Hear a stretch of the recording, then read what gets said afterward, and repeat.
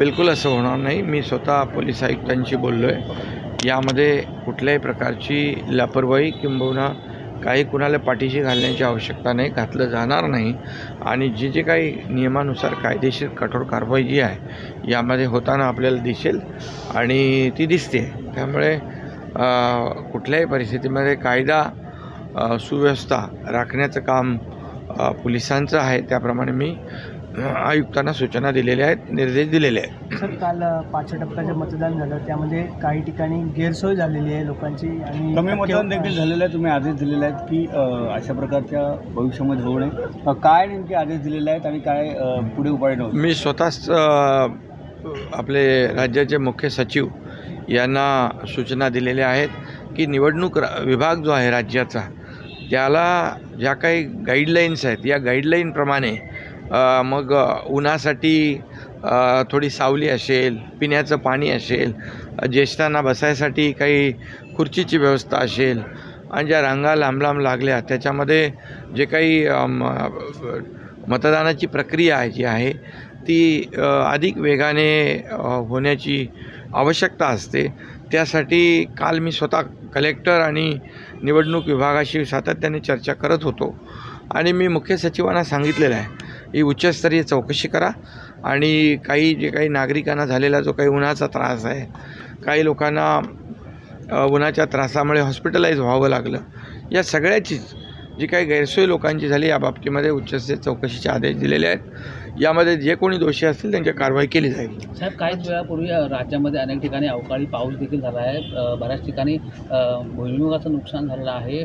शेतकऱ्यांचं मोठ्या प्रमाणात नुकसान झालं आहे. त्याबद्दल काय उपाययोजना करणार आहे? मी ऑलरेडी सगळ्या सूचना जिल्हाधिकारी, डिव्हिजनल कमिशनर आणि मुख्य सचिवांना दिलेल्या आहेत. निवडणुका आता असतातच, निवडणुका येतात जातात, परंतु शेतकऱ्याला कोणीही आम्ही वाऱ्यावर सोडणार नाही.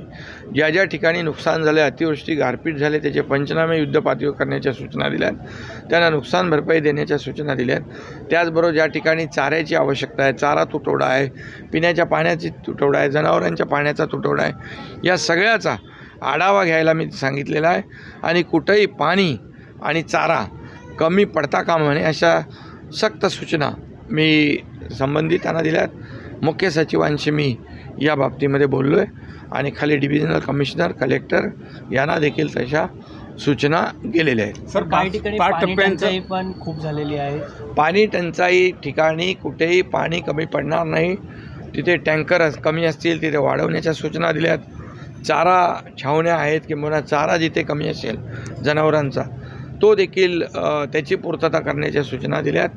कुठेही सरकारच्या वतीने कुठेही कमी पडता कामा नये. शेवटी शेतकरी आहे, मायबाप आहे आपला, आणि त्याच्या मागं नेहमी सरकार उभं राहिलेलं आहे.